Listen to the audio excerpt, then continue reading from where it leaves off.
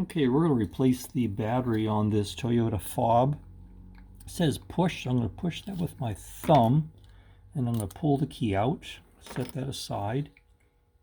There's a little hole in here. I'm going to twist it with my screwdriver.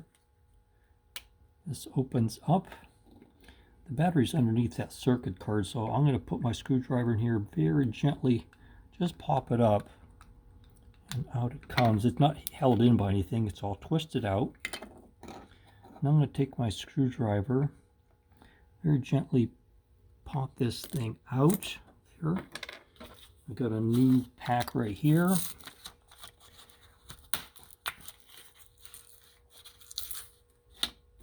There we go.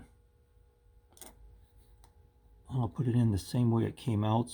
Tip it in there, push it in with my thumb. I heard a click, that's good. So now I'm going to put this back in. There we go. Put this on. That's a satisfying click, so that's good. Put the key in, should be good to go.